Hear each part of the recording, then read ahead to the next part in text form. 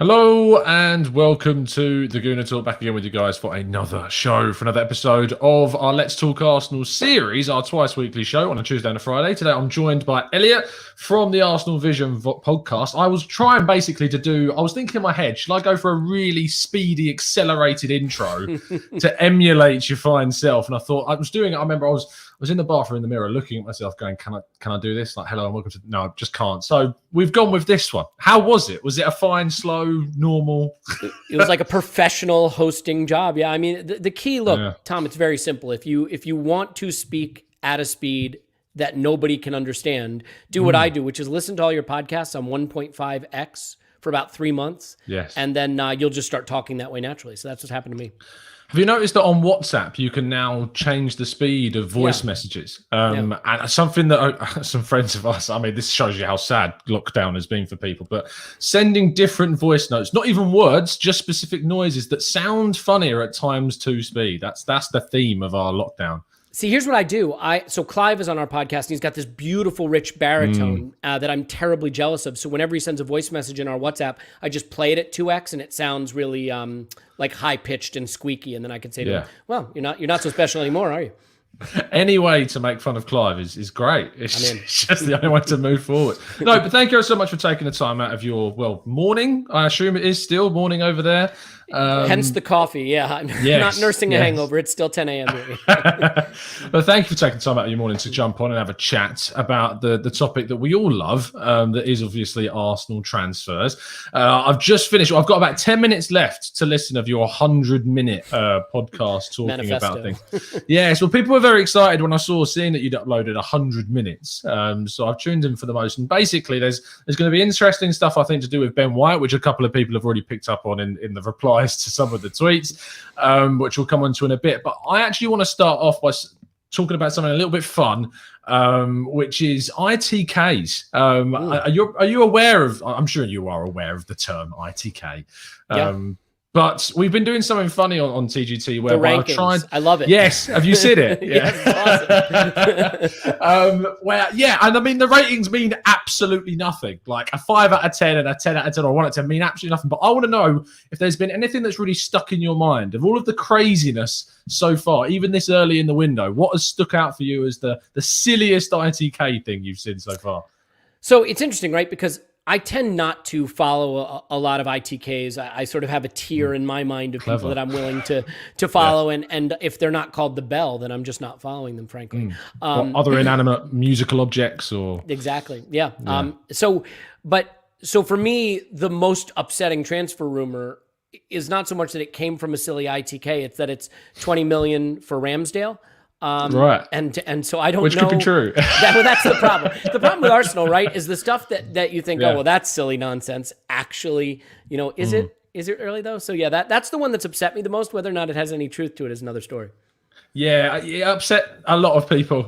You're not alone in that. And I mean, what's funny is that, and I think you picked up on this during the podcast, if I remember rightly, that's kind of been a bit of an outlier in some encouraging signs from the links that we've seen so far in this transfer window. I mean, I remember back to 2020 and we were in Willian territory right now a year ago. Basically my show's all revolved around trying to justify it, try to make it seem like this is the right thing to do, which it turned out very much to be not the case. We went another direction, Tom. Oh yeah, I can imagine. Are you encouraged, though, to see links? I mean, we can come on to the whole actions speak louder than words fiasco, but are you encouraged by the links that you're seeing at this stage of time? So I think I'm encouraged by certain aspects of them, right? Like if you look at what we're looking to do, I think at a minimum, the quality of the players largely looks good. The age range of the players largely looks good, where, I haven't seen, at least not yet, a Chelsea 30-year-old cast-off linked. So that's a good sign. Like, I'm sure we'll get into the Ben White thing and why it's not a signing I want us to do, but in terms of his age and his quality, it's certainly not in any way related to him not being a good player. He is clearly a good player. I think links to James Maddison, again, is he the right signing for us? Can be debated. Is he a good player at a good age who fills a need? Absolutely. Onana, a link that shows a cleverness, a willingness to exploit maybe some vulnerability in the market in France. And I think that's what we've wanted to see, is that Arsenal can be savvy, that Arsenal can not only just add the obvious names at the big prices that everybody knows about, but can also find values that help us stretch our resources, because there's a lot to be done. And unless you think that Stan Kroenke has suddenly decided to spend like Sheikh Mansour, which I'm not prepared to believe, then I think we need to be careful how we allocate those resources. And there seems to be at least some, I think, movement towards a slightly more sophisticated approach to doing it. And that's encouraging. And do you think, seeing the links to, say, someone like a Lokonga, who looks to be the most likely maybe for us to get done at the start of the window, because that really does encourage me, and like that type of signing, that sell-on value type of signing with a lot of potential surrounding him, rather than going for the Willians, the Louises of this world, the Cedrics, for instance. But that type of signing fills me with, okay, right, they've seen the goodness that's come from Martinelli and from Tierney and from Gabriel, and gone, this works. And so clearly targeting similar highly rated young guys that have the potential to be first team players with the characteristic of leadership, which he seemingly has too, is a light bulb moment in a sense for them. Yeah, it's really great, right? Because you're buying a player that looks like he's got a big ceiling, that is at a good age to develop and improve, who has some of the same kind of playing qualities as Thomas Partey. So you're developing a sort of succession plan, right? With Partey being in the middle of his prime and Lokonga being, 5-6 years ahead of that. I think it's also interesting because, when you look at what we have done in terms of building out our squad, I think I'm not someone who thinks you should prioritize your squad in the transfer market. I think you should prioritize your first 11, and your squad winds up being first 11 players who maybe lose out in a battle for their position, or your squad winds up being academy guys. But in Lokonga, you have someone who can play when Partey's not playing. He's ready now. He will develop to eventually probably be the heir apparent for Thomas Partey. And when you look at sort of midfield, I don't think midfield is a place where you can just have 2 or 3 starters. That needs to be more of a core of players that can come in. And upgrading from that core being El Neni, Ceballos, and really no one, I think that's important. And we have lacked that ball carrying, that progressive carrying, that slightly more dynamic profile in midfield. Whether you love Xhaka or you don't, whether you have more appreciation for El Neni than I do, they're not dynamic. They can't carry the ball forward. They're not going to go past a defender or marker like Partey will. Lokonga will do that. So I think it is a smart move, and the kind that we just haven't seen a lot of, frankly. So I think it's encouraging. Do you love Xhaka? Like, is this going to be a difficult goodbye for you when he does eventually go? No, I think Granit Xhaka is exactly what Arsenal have been. Sure. Good at some things, flawed in ways that really hurt us. Not good enough. My podcast. Hey, know thyself, right? This above all. I think he is emblematic in a way of where we've gone, which is to a level of player who flatters to deceive. He can reach some really elite moments with some aspects of his game, but the game isn't well-rounded enough and doesn't contain enough of the qualities we need to take that step up. And I think it's challenging with Granit Xhaka because he's played in a deteriorating Arsenal team. We've never finished top 4 since he's been here. I don't think that's his fault per se. He has kind of thankfully eliminated a lot of those sort of brain dead error moments that really, I think, typified his early Arsenal career and made him hard to warm to. I think he's a player who is simultaneously probably too maligned in that he is a very good player at certain things, but also has never been good enough to be our first choice anchor of the midfield. And in a way, this is an analogy that will annoy people because I'm going to mention a beloved player, but he reminds me of Olivier Giroud in a way. He is a good player who we should appreciate, but who was probably never good enough to be the first name on a team sheet. Giroud, again, good striker, good servant for Arsenal. We needed an Aubameyang during that period. We needed a Van Persie, and we had Giroud. So I think Xhaka is in that same bracket. A player with some elite skill, but ultimately it's his flaws, it's his weaknesses that held us back too much.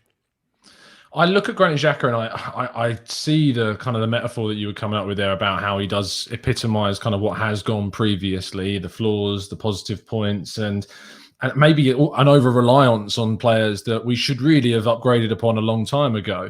And moving in the replacement, which I don't actually see, and I'm sure plenty of other people don't too, is I don't see Lokonga as his replacement. I saw Lokonga as basically just a good signing, a step in the right direction, effectively weirdly a Danny Ceballos kind of depth replacement at this moment in time for him to then develop into that player.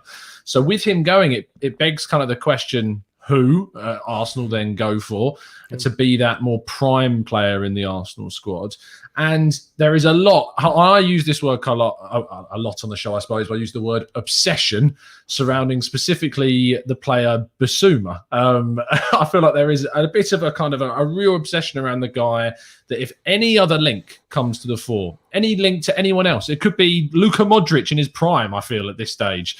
And it would be like, no, he's not Bissouma. But for who is your crux? Who is your midfield guy that you want to see us go for? Well, the thing that's hard, right, is I think we have an inferiority complex right now about who we could get, right? I mean, would I like Camavinga? You bet I would. You know what I mean? Like, but is that realistic? Probably not. Would I like Manuel Locatelli? You bet I would. Is that realistic? Again, probably not. I think Ruben Neves is a player we're linked with who I have tried to warm to, and I can't quite get there because I think, again, we'd be doing kind of what we had with Xhaka, which is getting a very nice, serviceable player who probably isn't at the level where we would like to be headed.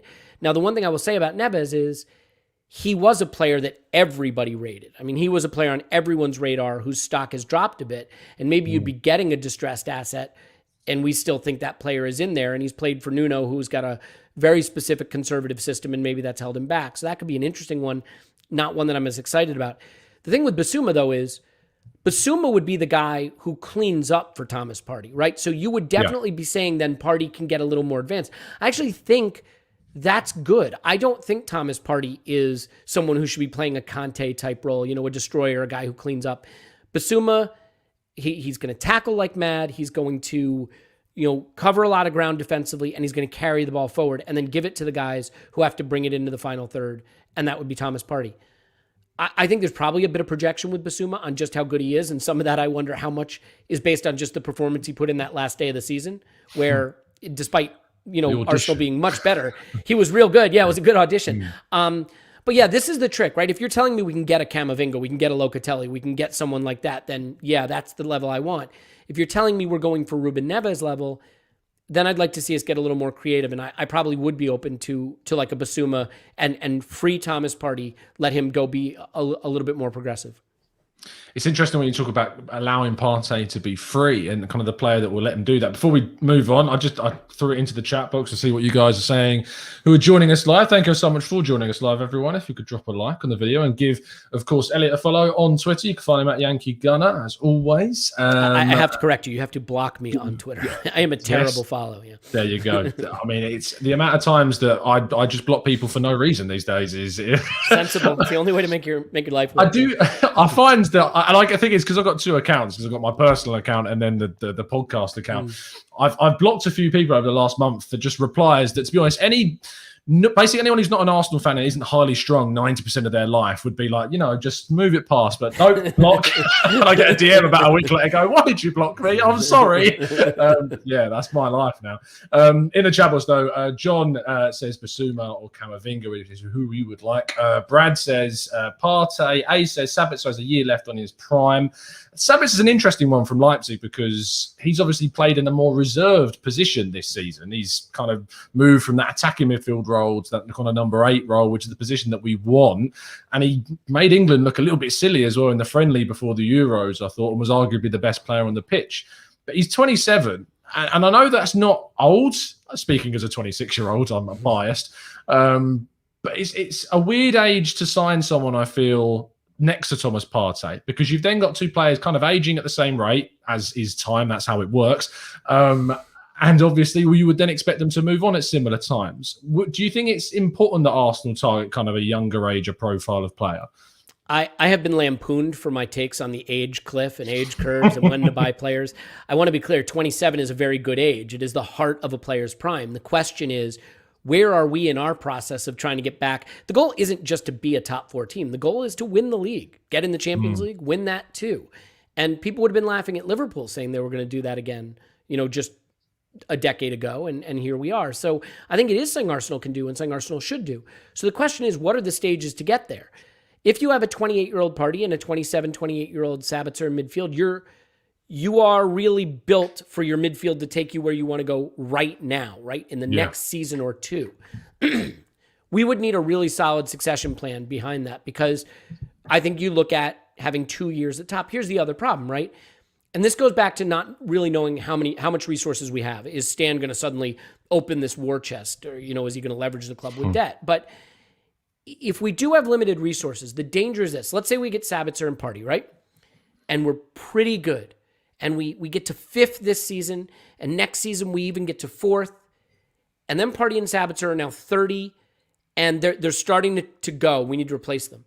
Yeah. But there's not a big market for them at that point. Right now, you're taking a loss on selling either of them. How do you get the resources to rebuild that midfield? And that's why sell-on value matters, just because a Sabitzer Party midfield takes us up for a couple of seasons. What do we do after that? Well, those players, look at Granit Xhaka, for example. What are we going to get for him right now? 15 million? Maybe? So I think it's not that it's a bad idea or that we'd be bad with it. It's a question of, is it almost peaking too soon? Does it create a midfield that's built to win right now, and then we don't have a plan behind it in a couple of seasons when we need to move on from them? I wouldn't hate it. I just think that's something you have to think about. Yeah, I think it is important to consider, especially the type of position that you sign certain ages in. And when you've got, say, a Lokonga coming in at 21, is it right to sign another player that's 1 or 2 years older? Because then you've got that maybe lack of experience. I think Arsenal in general are lacking in experience, or maybe they're not, because we've had players come in like David Luiz. You wouldn't say they've been transformative figures. We've had players like Thomas Partey, who we've already talked about, was 27 when he joined, and a mixed impact because of injuries. And we've had players like Willian come in very experienced, as you would describe, but not had that right impact. How much value do you put in the balance of experience in the squad? So what I would say is experience is absolutely a thing, and predictable quality is absolutely a thing, and we probably overrate it, right? It can be true. I'm gonna hit you with the two things can be true. It can be true that experience matters, and also true that we tend to overrate it. And I think a great example of that is the Seliba Ben White situation we can come on to, because I think Ben White has a bit more experience than Seliba. And yet, I think it could be true that Seliba is the better player and we should just give him his chance. Buying from the Premier League and buying experienced players are both things that can deliver immediate dividends if you're actually getting the player you want, right? I didn't want Willian, period, at that age, on that wage, with what he provides, with what we had in the squad. Arteta did, though. He did, and it was it was the wrong it was the wrong move. I think, I try to look at teams that I think are smart and build well and how they get there, like a Leicester, like a Liverpool, and I think that an experienced senior leader type player can be a good last piece to kind of glue the whole thing together. I'm not sure it's a great early stage piece, because all it really does is block the path of players you need to get through. I mean, we spent 13 games last season starting Willian, which were games that, we know the players that could have gotten starts during that period, right? I mean, Nicola Pepe comes to mind as one of them, and not the only one. So I just think in general, there's a lot of things that we value that I'm not saying don't matter. I just think they matter a little bit less than we tend to value them. And I think experience in the Premier League and experience, period, like age, are two things that we overvalue. And look, I'm someone who, one of my favorite Arsenal players, don't hate me, is Cesc Fabregas. He came in and was the best midfielder in the Premier League at 17, 18, 19 years old. So if you're good enough, you're old enough is the saying. And I think that's absolutely the case. Look at Saka. He came back at 27 and did the same. Yeah, to be fair. Yeah, he was just good. Turns out being good is the secret to football. Yeah, maybe we should sign some good players. That might be the way. We've been going wrong this whole time, not signing good players. I disagree slightly on the Premier League side. I completely am with you on the experience is something, and I brought it up on the podcast, and the people in the chat box will moan at the fact that you've doubled down on my side, because they do tend to argue with me about that. And I do think experience is an overrated quality, and that usually comes into the manager argument more than anything else. But in regards to players, I do think Arsenal have been going wrong. I agree with Clive and what he said on your show as well about Arsenal have not done enough to sign players in their prime from within the Premier League. And if you look at your Man Cities, you look at your Man Uniteds, your Chelseas, they go out and they sign top quality players from other Premier League sides, and it helps them to succeed. And Arsenal haven't done that. Our Premier League players that we signed are your surplus. They're your Cedrics who can't get in at Southampton. They're your David Luiz, your cast off from Chelsea, your Welbeck that can't get into Man United.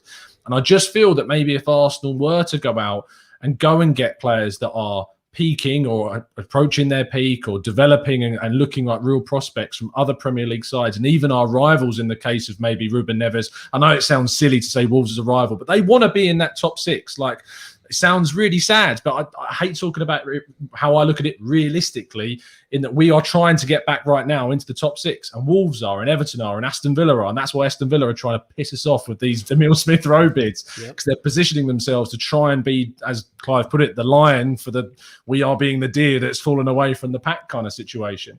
And I feel like we do need to push for more top quality Premier League players, if that makes sense. Yeah, I mean, I think, but so Premier League experience can be good because, look, we have all this data now, and data is driving a lot of how we examine players. Some people would argue too much. Some people would argue it's not understood enough. Wherever you come down on it, having the data is helpful.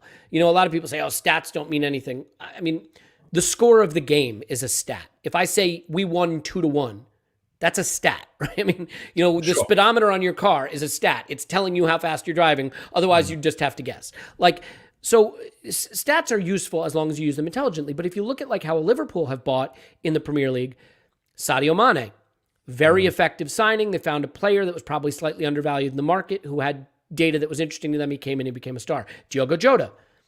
Jota looked like a classic Liverpool signing last window. His underlying metrics were good. People didn't know a ton about him at Wolves, and he comes in and he looks like a star. You know, injury disrupts his season a bit. Now, they haven't always gotten that right. I mean, they paid a lot of money for a kid named Alex Oxlade-Chamberlain. That didn't work out so great. But so I think you can buy from the Premier League and get a little more of the reliability that the performances you've seen are going to transfer, but you don't have to do it by buying the most obvious expensive player in the Premier League. And frankly, sometimes you want to buy the most obvious expensive player in the Premier League, but, you know, Harry Kane might go to City for 100 million. Jack Grealish might go, you know, somewhere for 80, 90 million. And we're probably Also not. City.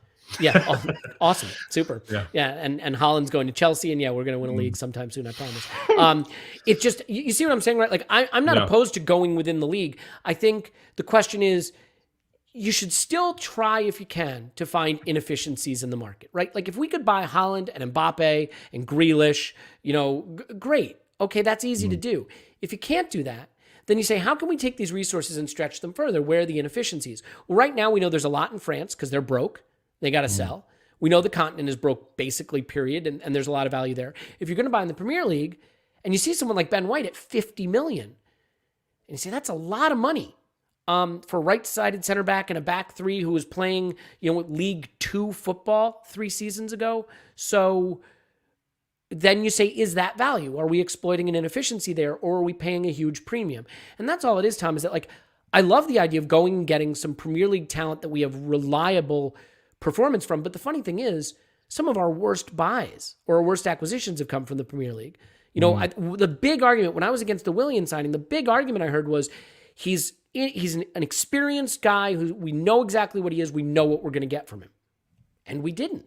We got, you know, nothing from him. So, you know, I guess all I'm saying is that if we're going to buy in the Premier League, I think that can be a very smart move if you can try to exploit some inefficiencies there rather than paying, you know, full fare on every player you get.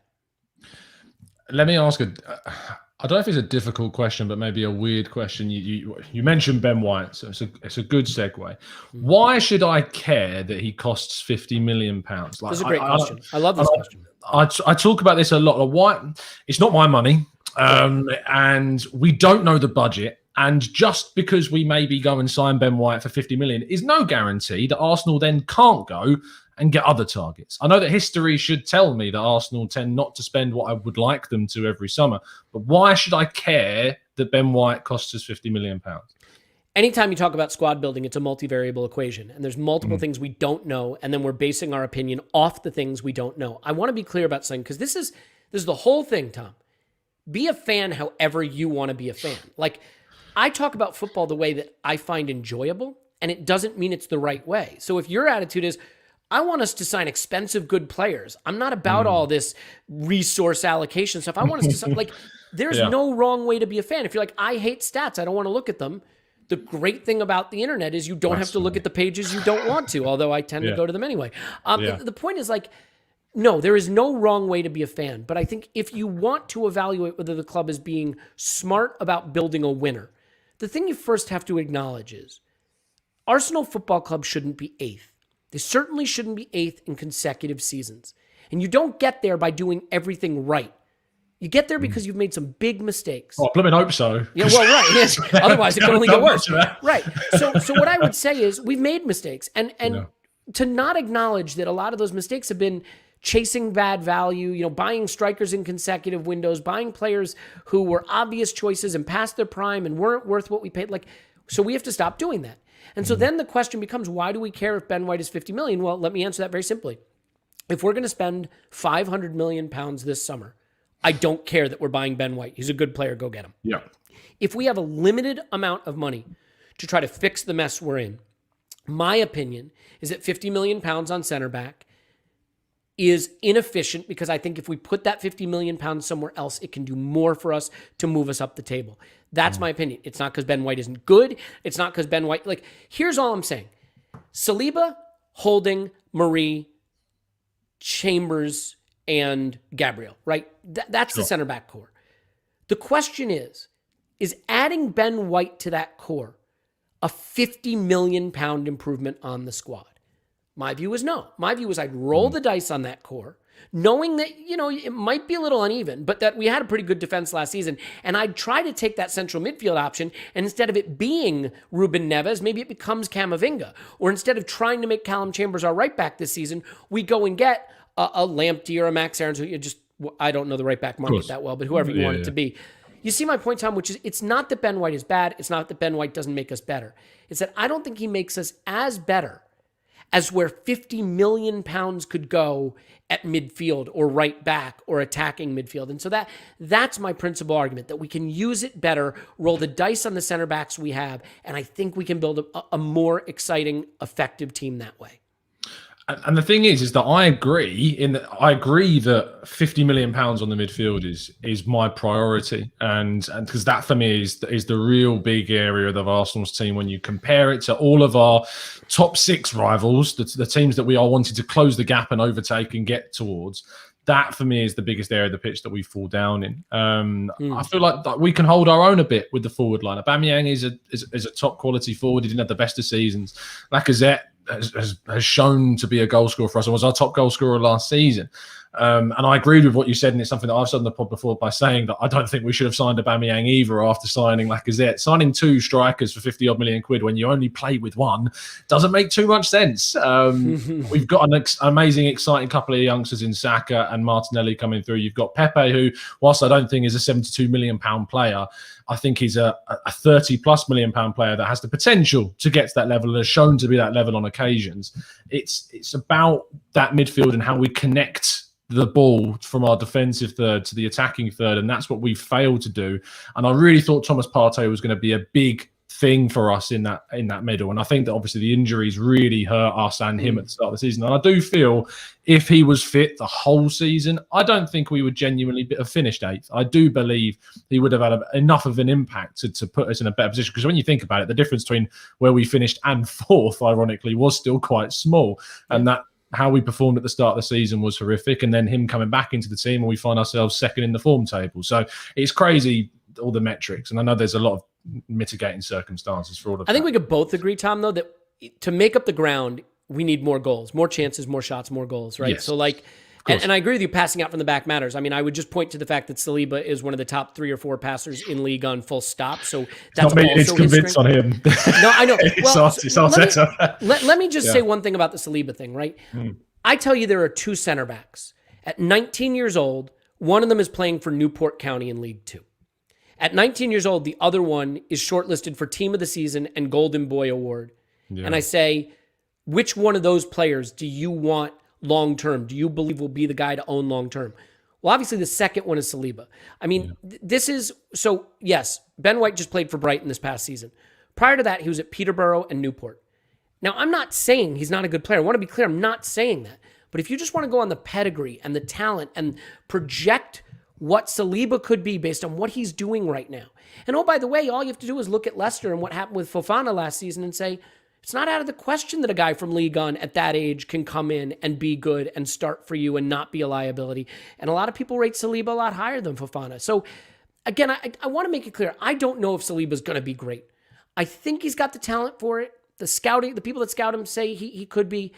I just don't know that Ben White is 50 million pounds better than him. And so this debate becomes pretty tedious because I'm saying something that's actually kind of boring, which is just, I like Ben White. He seems good. Let's spend the money somewhere else. That's really the crux of my argument.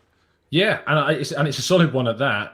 I look at the defensive area and I look at Man City's, I look at Chelsea's, I look at Man United's, I look at even Spurs at times, and go, there is a quality throughout it. And even though they're playing European football and we won't be next season, I feel like there's an almost in my head of going, I know that we need to improve the midfielders, my main priority, and it is. If there is an opportunity to be ruthless with the squads, to improve the squads, I would. And honestly, when I first heard Ben White's name, even though my opinion has shifted in the weeks since that first ever link, it was a case of, really? I really and that was my initial reaction to it. Yeah. Since obviously I've done the tactical breakdown shows on him. I've warmed to it. I've spoken to people. I've watched a bit of him. Jeremy Smith, of course, who's a Brighton fan and a big French football expert, so he was able to come on the show and actually do a comparison directly between him and Seliba of what he's watched. And he feels, and his opinion is that he doesn't see why you would spend £50 million when you've got someone as good as Seliba. And he did point out he's very biased towards French football, but the Seliba situation is really, really frustrating. It's a really irritating position to be in because I do believe he could be a top talent. It's just there's no, not no evidence, but there's no tangible evidence from an Arsenal perspective at the moment because we've only ever seen him in Liga. I've only ever seen him play for the under-23s where the context is that he couldn't give a toss, really, playing for the under-23s. And so it's a really frustrating situation for us as fans because it's a complete unknown of what he could do for Arsenal. But so is Ben White, and any other player is an unknown from that perspective. But we have Seliba, and so I get your point. Why not give him a go? But I also would argue that if there's a chance to be ruthless and improve the squad, and if that means selling Rob Holding, who we've just given a new contract to, so be it, for someone who is described to me as someone in Ben White who does have genuine world-class potential in him. And that's maybe why he's at the European Championships of England as well this summer. Let me phrase it just a little differently real quick. Let's say we don't own Seliba right now. And all we just heard we're linked to him. And we saw that he's, shortlisted for the Golden Boy and Team of the Season in France and really highly rated and all the things that we hear said about him. And they said Arsenal are trying to decide between buying Ben White for £50 million or a free transfer for Seliba. We'd be like, get the good guy for free. Get the free guy, right? Well, I would say go get both. All right, or go. Yeah, fair. But so I think that's just kind of how I see it. I want to be clear though, because I think that this is where this breaks down, right? We don't know, but Ben White has been playing as a center back in a 3. I kind of hope that's not where we're headed, but I mean maybe it is. I think there has sort of become this binary of Ben White is a sure thing and Seliba is a risk. And I think that is also a little bit off. I don't think Ben White is a sure thing coming from Brighton, playing in a 3, not having a lot of experience at the top level. Is he more of a sure thing than Seliba? I mean, at his age, having played in the Premier League, probably. But, I think there are differences. If he's going to go from a 3 to a 2, stepping up to Arsenal and how we might want to defend a little higher up the pitch, whatever the case may be. Again, not knocking the player. I just think the presumption that somehow he's a sure thing, but Seliba isn't. I don't think that binary holds up. No, and that's fair enough. And I think that is there any player that's ever a sure thing? And the answer is probably no. Every transfer, mate. Well, yes, of course, and they're out not within our reach, unfortunately. Let's move kind of the conversation on to the striking area, which is a weird position because, as we've already talked about, we've already spent 110 million quid on 2 strikers that we arguably shouldn't have spent 110 million on because we only needed one of them. And have either of them really progressed us on from Olivier Giroud? Probably not. In fact, we've gone backwards since we sold Olivier Giroud. So when you see us being linked to strikers, whilst I don't think it's anywhere close to the top of Arsenal's priority on their list, the links that we're seeing today, Dominic Calvert-Lewin has been linked in the Telegraph. Andre Silva from Frankfurt has been linked as well. Two very good players. Yes, and then there's Alexander Isak as well that was also linked too. How do you see the striking situation, and how important do you think it is to Arsenal's plans this specific summer? I think as soon as we can get a striker we love at a price we can afford, we should do it, because it's the most important position in football. Lacazette should be sold, in my view, and Aubameyang should not have been given the contract, but he was. But we know where he is. I mean, he's someone who in a year's time we're probably going to be trying to see if we can buy out the rest of that contract, or he's going to be chipping in 12 goals a season and maybe not the starter. So the need is more urgent than it looks right now if Lacazette is sold as he should be and Aubameyang continues to age the way maybe he is. I think what complicates it is we have this guy Balogun. We know nothing about, let's not pretend we know anything about Balogun. Like, we think he's probably good. Maybe he is, maybe he isn't. I don't think you can plan around that working out. And at his age, there's still a lot of time on our side. The one that's interesting to me is Martinelli. I'm a Martinelli truther. I think he might be the best player we own right now. I mean, if you like data, if you don't like data, mute the device. But, still like and subscribe. And it's small sample size with Martinelli, but his data is literally among the best you will see anywhere, full stop. It's the best in our team. I mean, he leads us in expected goals. He leads us in expected assists. He leads us in shots per 90. He's up there for dribbles. He's up there for penalty box touches. He's up there for carries into the penalty box. He's up there for pressures. I mean, he's a special player, and I think he could be in that Kun Aguero mold of the kind of guy who can actually become a striker. That's a lot of projection, and we don't know that. So if the club believes that Martinelli's future is as a left winger and maybe sometimes playing up front, and Aubameyang's going to go not in the not-too-distant future and Lacazette's going this summer, I do think striker is urgent because it is the most important position in football. While I think we can cobble together a back two, a center-back duo from the four that we have, I don't think you can get anywhere cobbling together, what your strike force is going to be. And we're already shy on goals. So if you can get an Andre Silva, if you can get a Dominic Calvert-Lewin, I just think you just do it and you make it work right now. Now, that's a little different from the Lacazette Aubameyang situation, right? Because at that time, we were getting a guy entering his prime, spending a lot of money on the same position we already had solved. Ideally, I'd like us going and getting Andre Silva this summer, or Dominic Calvert-Lewin, having seen Aubameyang's contract expire. And they'd be coming in to be our starter this season with Martinelli and Balogun in reserve. We didn't do that move. We could debate that another time. But so, yes, I guess what I would say is for a position as important as striker, where all we're going to have left is a converted left winger in Martinelli, an academy kid in Balogun, maybe no Lacazette, and an aging Aubameyang, it's probably more urgent than it looks initially. I think that I love the Martinelli link. His stats are unbelievable. I weirdly still do see him as kind of the wide forward than the out-and-out number 9 right now. I don't think that's weird. I think that's the sort of the more common view, Tom. Yeah, I'm such a sheep. No, I mean, you're probably right, is my point. I'm sort of projecting something that we haven't seen yet. Yeah. I like him coming off the left. I like his crossing. I like how he links the play on the left-hand side, and I think he's got a left foot as well. Not just, I don't think he is solely right foot, and I think he will develop that left foot a lot, and I think he's got the what's the right word? The application to continually train every single day on every aspect of his game to improve. I also see him, rather sadly, as probably one of the players that we may lose in the next 5 years. We cannot afford to have that happen. That would be a disaster. That's how I predict it. If I was a betting man, which I'm not, I would predict him to be one of the players that a big club one day, if Arsenal haven't yet been able to succeed in their plan to close that gap and rejoin that top core of clubs, that he will go, that he will be one of those players. It's one of the biggest challenges for Arteta, Tom, this season is that with no Europe, he has to find a lot of playing time for Martinelli. And that's a fairly crowded area of the pitch already, but he is a guy who has to be given playing time because he has no real connection to the club specifically. He is a guy that's highly rated in the wider world of football. If we don't find a way to integrate him effectively, we're going to lose him and probably lose him for a lot less than what, that could be a Serge Gnabry type situation. Now, I have sympathy for the Gnabry situation. There were some mitigating factors there, injury and so on, but that could be a bad one. And he has just signed a new contract. He signed one last year. So that is positive for us. Yes. And I think he's on the books until 25. So we have him until at least then to effectively convince him that this is the right place for him. So there is time, but it is running out very quickly.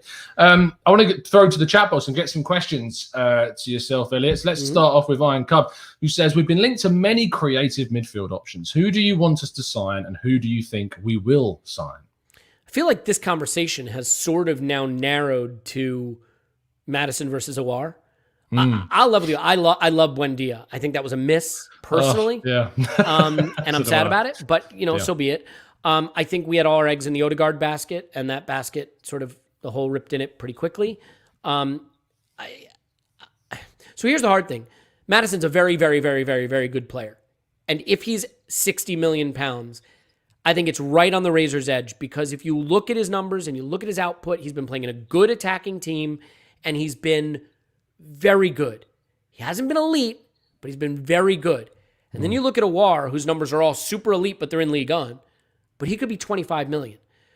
So it's really tough. This is where you say, is Premier League experience in a very good player worth 35 million pounds more than League One experience in an elite player? And I don't know the answer. If someone wants to tell me Madison's the right way to go there, I can't say I strongly disagree. I think I lean Aouar, but I don't think either person is wrong necessarily. But what I would say is, I think 7 goals, 4 assists, 6 goals, 5 assists, like that's probably what you're going to get from Madison. He's turning 25. We kind of know who he is. And I would say at a 35 million delta in price, I'd probably roll the dice on the League One player, but I understand if that's not how other people see it. And I don't think that's the wrong answer. That's not my answer particularly. I like this question from Matt Dew. Says, are Arsenal going to replace Aaron Ramsey with Aaron Ramsey? Do you see this? Because there was a report that came out today saying that his ambition is now solidly to try and return, and that there is possibly a deal to be done there. I mean, I adore Aaron Ramsey, and I think likewise. I think he's underrated, because getting that kind of goal contribution and end product from central midfield, from someone who can run one end of the pitch and make a saving tackle in your box, and the other end of the pitch and score the winning goal, like that's a quality that's undervalued. I think his injury history, his wages, and his age mean it's not the time for us, unfortunately. He's so expensive. He's got such a bad injury track record. I just think we need to be moving on from him. I mean, there are some people that would say, if you want Aaron Ramsey, just give Joe Willock a chance. I would argue that Joe Willock does some of the Aaron Ramsey stuff around the box, but in terms of passing and covering back defensively, he's a shadow of the other player. So I don't think they're as analogous as people might say. But yeah, I love Aaron Ramsey, and I would have a very easy time rooting for him in an Arsenal shirt, but I don't think it's the right move for the club. King Sate says, do you rate Mateus Pereira? 11 goals for West Brom and a very good on-the-ball kind of player. He impressed me when we played him. I haven't looked at him that closely. I know some people really like him.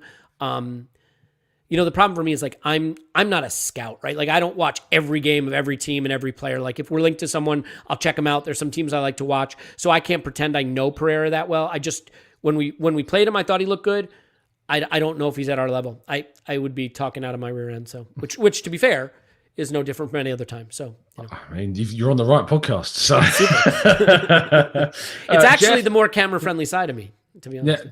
What, when you're sleeping? Is that?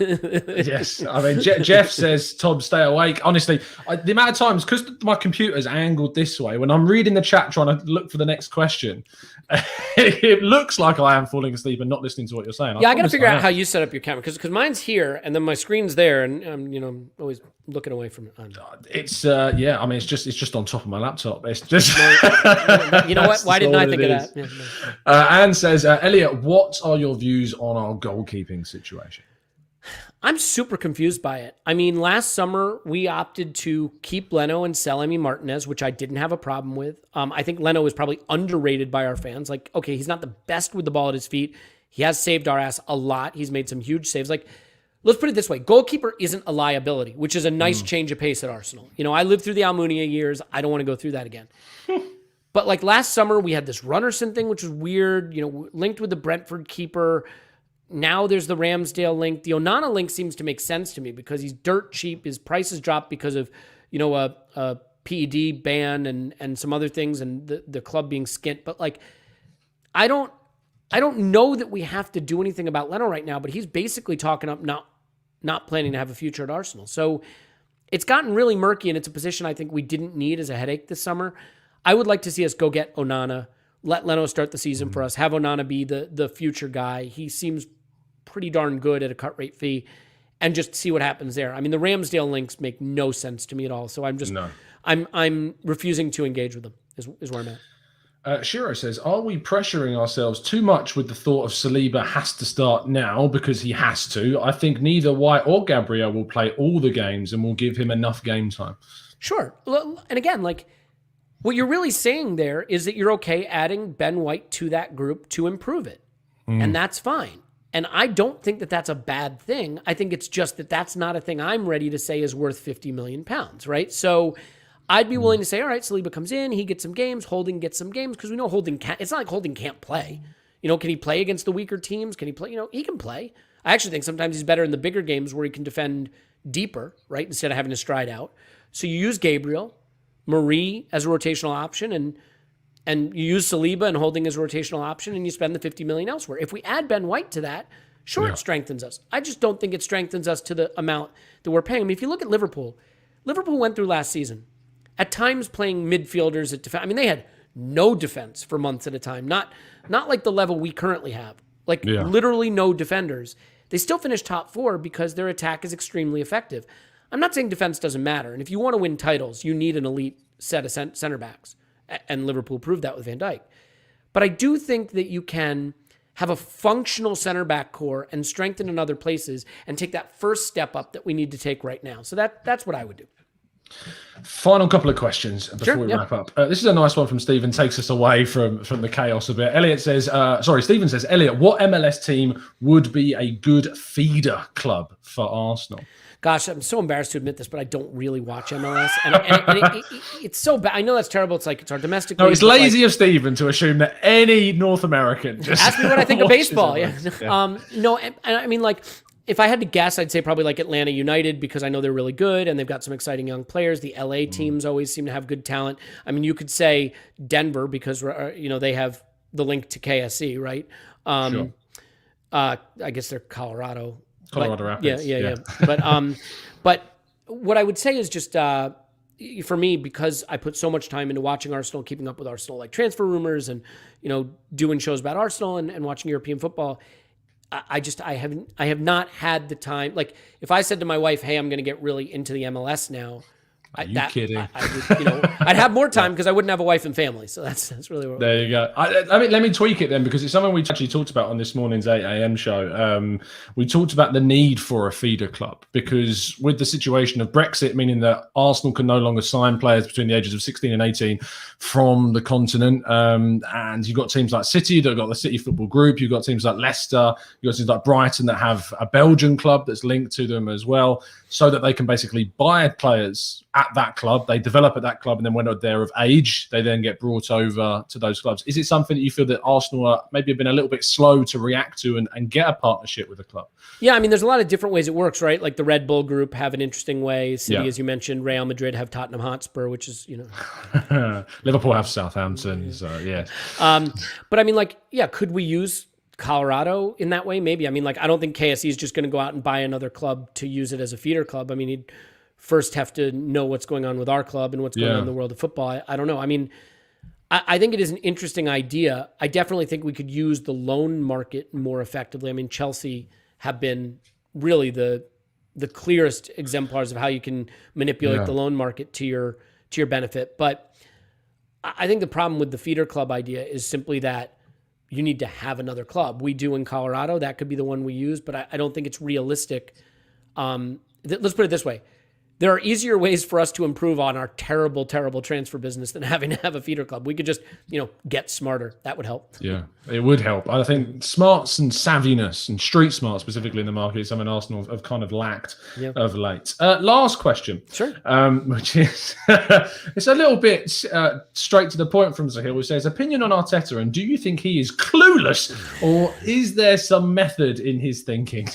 I think it's easy to forget that Mikel Arteta is in his first job. Like, I try to think about the first job I had, and I remember being fired from it. That's for sure. Sacked, right? Like, I mean, some people would say he should have been, and should he have been appointed, being it per first job anyway. Those are all fair questions too. But I Yeah. think the thing that's tough, right, is if Mikel Arteta stepped into a system that was really structured, a strong, experienced director of football, engaged ownership, intelligent analytics department, a scouting network that was, really reliable and trustworthy. And it came in, they said, look, you just have to be the coach. We're going to put you in this really effective, nurturing environment. Show us what you can do on the pitch with your tactics, and we'll deliver for you behind the scenes. That could work. But within 6 months of having the job, he has a pandemic layoff. He is dealing with Project Restart. He doesn't have time to work with the players. The team is in free fall. And then, oh, by the way, the director of football is sacked and the head scout is gone and we're firing all the scouts. And now you're the manager. Be the manager too, because, you got so much experience. Now we'll throw you in even deeper, hotter water. And he's going to make mistakes. Like, what do we expect when we give young players a chance? They're going to make some mistakes. A first-time coach who's been appointed manager of one of the biggest clubs in world football, which we still are, by the way, is going to make mistakes. And so I think we saw towards the tail end of the season. Tactically, he's a guy with some really interesting ideas. I think he really just needs to narrow in on the ones that he wants to be our primary style. I still think the fact that we don't have a clear primary style that he wants the players to take on has been hard for the players and hard for the team. I think once he does that, we will see this improvement be more sustainable and more rigid. But then the issue, the area where I'm concerned about Mikel is he struggling with the man management side of it, with the dealing with different egos? Is he struggling with balancing all the responsibilities? I mean, Arsene Wenger, whether you loved him or you hated him, whether you loved him at first and hated him at the end, whatever your single point of failure, he took all the pressure off the Kroenkes and Gazidis. He did it all. And he had, decades of experience to get to that point. Yeah. We're now sort of asking Arteta to do something similar in his first job. And so while Arteta has not been someone that I've been super thrilled about, I can see some of the positives. I see some of the negatives. My biggest fear is just that we've put him in a situation that's too challenging for a first-time manager, and that some of the responsibilities might be a little too big for him at this stage of his career. I agree. And I think that it took me a long time to get over the raw necessity to back Arsenal's manager. And I feel like it's something I struggle with a lot. And I think that the listeners will concur, is that there is a raw sense about my support for the club, which is whoever's in charge, I feel like I have to vehemently back that guy. And it's sometimes maybe I don't necessarily see the vices early enough to make. Now, I do believe, despite all my support, that he probably should have gone after we got eliminated from the Europa League. And that was probably the right time. For any other club, I feel, would have made that decision at that time. And Arsenal, obviously, a case in point. But next season, it's very much a case of me of it's pressure from day one. If we are 5 losses from 10 in the first 10 games, that's not sustainable for what our targets are, and probably means we have to let him go. So to finish off the show on a nice cheery point, at what point is kind of your cut the cord, if it hasn't obviously happened already? Yeah, I mean, that's really tricky because all we have essentially is the Premier League next season. So, if you get off to a bad start, you don't have midweek games to reassure you that things aren't a total mess. I would say, you probably go till roughly Christmas or thereabout, because what you don't want is you probably don't want him around for another transfer window if it's gone really, really bad. At that point, you really do need to start to rethink it. I think what I would say is if Arteta's going to go, I would just have Edu go as well. I don't know if he adds enough value to stay on for the next manager. I'd try to bring in, I mean, if you said to me I could replace one or the other, Arteta or Edu, and I could have a super elite guy replace one or the other, I'd probably get the super elite director of football. I think that helps us more right now. But there would be other things too, right? Like if we're in October and he's still, giving a lot of minutes to like a Willian and Martinelli hasn't started a game, and like that's there'd be certain things where I'd say, all right, he's not seeing the forest through the trees. And just to your point about support, I like to get really analytical and critique things, but that doesn't mean you're not a supporter. It doesn't mean you're not supporting. Like, I want Arteta to succeed. I want every player to succeed. When Willian runs out on the pitch, even though I don't like that he's playing, I want him to score a hat trick. Like, you can root as hard as you can for the club and support the club with every last breath you have, but be willing to critique the things that you rightly think are going wrong. So I don't think there's a right or wrong way to support. We all want Arsenal to be great again. And I think for some people, they just don't want to moan, and that's totally fine. And for some people, the moaning is cathartic. So I don't think there's a wrong way to do it. We're all pulling for Arsenal when they're on the pitch, Exactly. I feel, I mean, the podcast in general, yours, mine, everyone else's Ask Blogs, loads that you should go follow, the Highbury Squads and Jess's, and I think there's so many now. You're going to forgetting. I'm sorry if I leave yours out. Yep. Gooners Pods, Burkout Wonderland, same old Arsenal. Oh gosh, all of these guys. But primarily Arsenal Vision Podcast. Primarily that one. Yes. And yours, of course. Yeah. Thanks, mate. All of those, I feel, are therapy sessions at the end of the day for most of us, and we do them because I think they are therapy sessions. So, but thank you ever so much, Elliot, for taking your time this morning for yourself, and this afternoon for us, and this evening for those who are listening in the East. But much appreciate all your time, and tell people. I know you have told people several times what your podcast is, but tell them again, where can they find you? I'll never get sick of telling you to please listen to the Arsenal Vision podcast. You can find it on Twitter at ArsenalV podcast. You can go to arsenalvisionpodcast.com and find out everything there is to know there. And we're having a fan get together in Las Vegas in August. So for anyone who's US based or can make it to the US, August 20 to 22nd at the Wynn, there's going to be a huge fan event, live pods in studio. There'll be broadcasters there and stuff. So that's the next big thing we're working on. That's amazing. And I look forward to tuning in for that. Thank you. You can also find Elliot on his own Twitter at Yankee Gunner. So make sure you go give him a follow, and us, if you'd be so kind, at the Gooner Talk TV. You can give us a subscription if you would like, and a like too, to let us know you've enjoyed the show. I will not finish the show as quickly as Elliot likes to introduce his. I will just say thank you ever so much for listening. We'll be back again a little bit later this evening. I'll be joined by 3 more people to talk about, guess what, transfers, as we always like to do on a Tuesday on our Arsenal Transfer podcast. It's been a pleasure, and as always, up the Arsenal.